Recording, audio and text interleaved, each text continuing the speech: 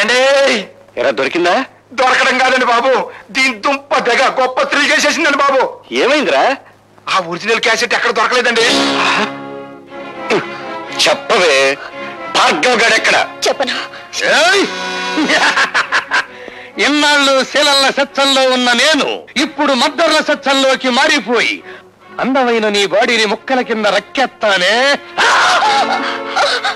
భార్గవ్ ఎక్కడున్నాడో చెప్పు రోజా. చెబితే వీళ్ళు భార్గవులు బతకనివ్వరు. భార్గవ వీళ్ళ చేతిలో చనిపోయేంత బలహీనుడు కాదు రోజా. చెప్పు రోజా. నీ కాబోయే పతిదేవుడి బ్యాటరీ మీద నీకుండ నమ్మకానికి నా జోహార్లు. చెప్పమ్మా రోజా పువ్వా, ఏడున్నాడు భార్గవ? రాజశేఖర్ ఇంట్లో. నా ఇంట్లోనా? అండి ఇది ఏదో థ్రిల్ చేయాలని చూస్తుంది. ఎందుకైనా మంచిది ఒకసారి ఫోన్ చేయండి.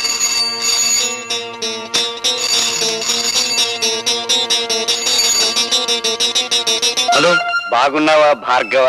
నువ్వా రాజశేఖరం? ఎక్కడి నుంచి? నువ్వు నా ఇంట్లో దూరావు, నేను నీ ఇంట్లో దూరాను. అదే రోజా ఇంట్లో. అట్లా కదన్నా, అది బ్యాటరీ స్విచ్ నొక్కలిట్టి. నీ ప్రియురాలు లత, నీ చెల్లెలు పద్మ, నీ బ్యాటరీకి ఎవద్దో నాకు తెలియని రోజా ఇక్కడ మా గుప్పెట్టో చిక్కుబడిపోయి ఉన్నారు. ఒంటరిగా అక్కడ కూర్చుని ఏం చేస్తారు గాని అందరూ ఇక్కడే ఉన్నాం, వచ్చేయండి.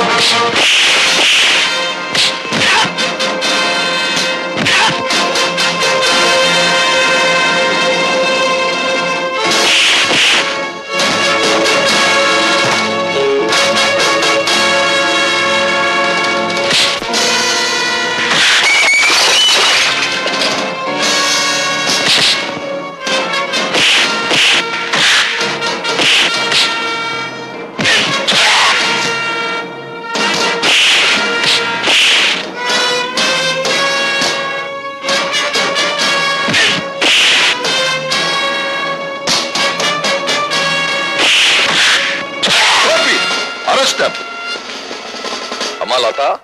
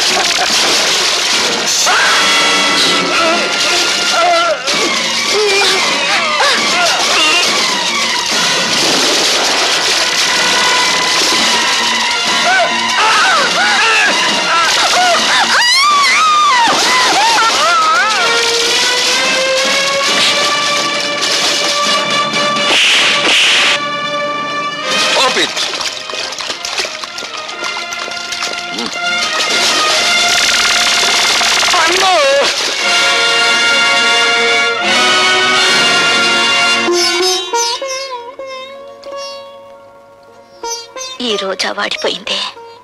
ప్రేమతో ఇక భార్గవరాముణ్ణి పెనవేసుకుని లతవే నువ్వే. రోజా, సారీ మిస్టర్ భార్గవ. అన్నయ్య కంటే అన్నం కంటే కర్తవ్యమే ముఖ్యమనుకునే పోలీస్ ఆఫీసర్ మరోసారి దండ వేయవలసిన మనిషికి సంఖ్యలు వేస్తున్నాడు. ఆమెను బయటికి తెచ్చుకుంటాను. ఆమె లోకాన్ని చూసిన తర్వాతే నాకు లతకు 3 ముళ్ళు పడేది.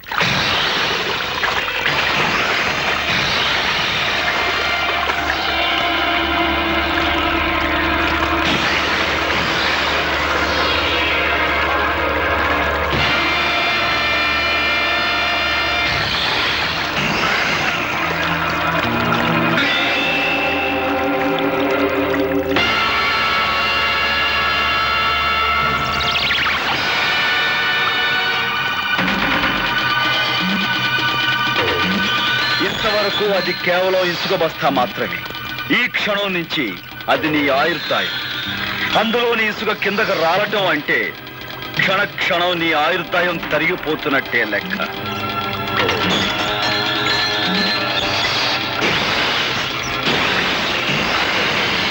నూరు గొడ్లు తిన్న రాబందు కూడా ఒక్క గాలివానకు చచ్చినట్టు ఎంతో మంది హత్య చేసిన నీ ప్రాణాలు ఇప్పుడు నా గుప్పెట్లో ఉన్నాయి.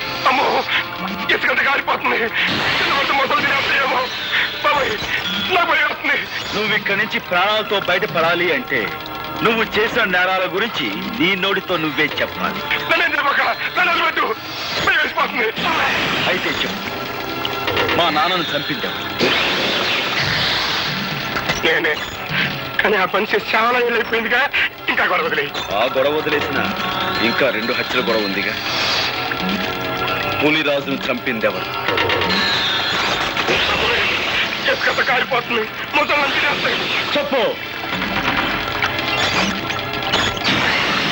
బాబోయ్, పులిరాజును చంపిందెవరు? పీక మీద కాలేసి తొక్కి చంపింది నేనే. కానీ అలా తొక్కమని చెప్పింది, నా చేత తొక్కిచ్చింది ఆయన రచయిగడే. మా అమ్మమ్మని, అదే నీ కన్న తల్లిని. మమ్మల్ని చంపని చెప్పింది, చంపించింది కూడా ఆశ్రయగడే.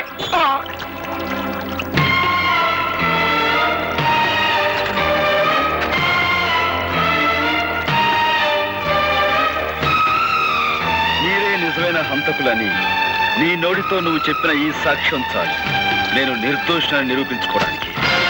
సాక్షికం దొరికిందని సంబరపడిపోక నన్ను నిరికించడానికి నీ తరం కాదు కదా, నీ అమ్మమ్మ తరం కూడా కాదు. This is Assyria.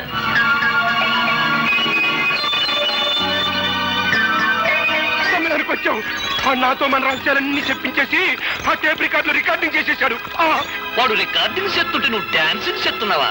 గురికము ఎక్కాల్సి ఉసుకొని బెదురుతుంటే నువ్వు చేసిన మద్దలో నాకు బాగుందన్న సంగతి నీకు చేస్తావా? పాలకోవా నాయాలా. ఓ పక్క నన్ను అర్తిగల్లాగా ఏలాడి తీసేసి మొసళ్ళకి వేసేస్తానంటారయ్యా. నిన్ను మొసళ్ళకి వేసే ఛాన్స్ ఆడికిందుకు ఇస్తాను, నేనే వేసేస్తాను.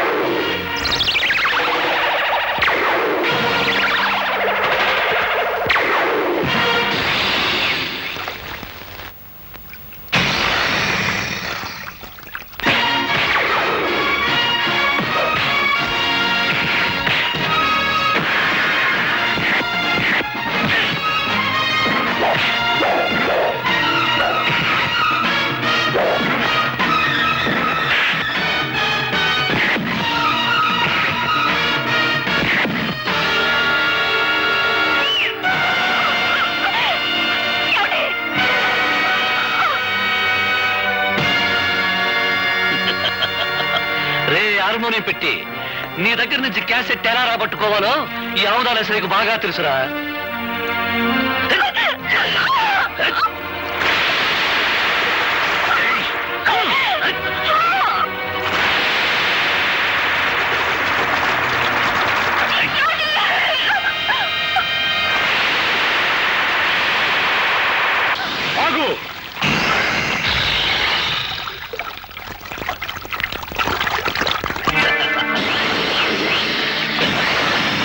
రాజును సంపడంలోను నీ అమ్మమ్మను సంపడంలోను నా హ్యాండ్ ఉందని వాడు చెప్పిన మాటన్ని ఈ క్యాసెట్ లో ఉన్నాయని తెగ సంబరపడిపోతున్నావు. ఇదిగో చివరికి ఆ సూర్యచంద్రరావును కూడా నేనే చంపాను. ఇప్పుడు నీ కాడ ఏ సాక్ష్యం లేదు. ఈ మర్డర్ కేసు కూడా నీ మీదే ప్రయాణం చేస్తాను. That is Avudara Ashrayya, inspector of police.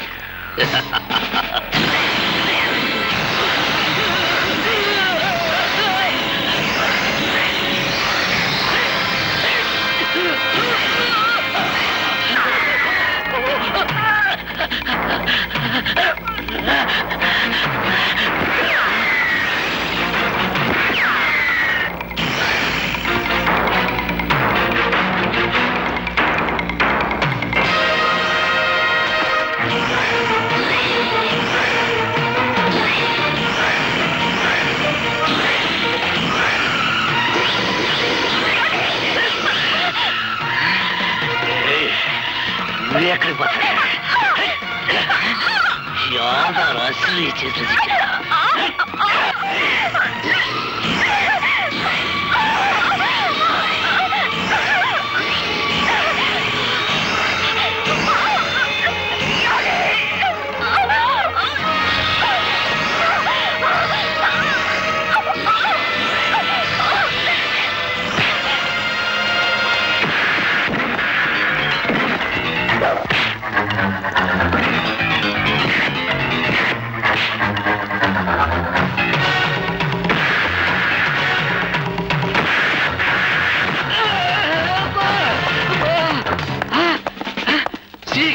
నమస్తే. అబ్బా, మన బెటాలియన్ తో వచ్చేసారన్నమాట. సార్, యువతల వ్యక్తి ఆ హంతకుడు పట్టుకున్నాం. అదిగో హంతకుడు, అరెస్ట్ చేయం. వెరీ గుడ్, చాలా మంచి పని చేశారు. మన డిపార్ట్మెంట్ కి మంచి పేరు తీసుకొచ్చారు. Thank you sir. ముందు ఇన్స్పెక్టర్ అసలు అరెస్ట్ చేయండి. నేనే తప్పు చేశాను సార్, నన్ను అరెస్ట్ చేస్తున్నారు. నువ్వేం తప్పు చేశావా? నీకంటే ఆ గోపి చాలా తెలియని వాడు. నువ్వు ఈ మాట అంటావని చెట్టుకో మైకు పుట్టుకో స్పీకర్ అరేంజ్ చేశాడు. ఖైదీ నంబర్ 786. మిస్టర్ గోపి, ఆ నెంబర్లోనే ఉందయ్యా ఈ పవిత్రత. ఆనాడు నువ్వు యూనిఫారం విసిరి కొట్టి వెళ్ళినప్పుడు కొంతవరకే అర్థమయ్యావు. ఈనాడు పూర్తిగా అర్థమయ్యావు.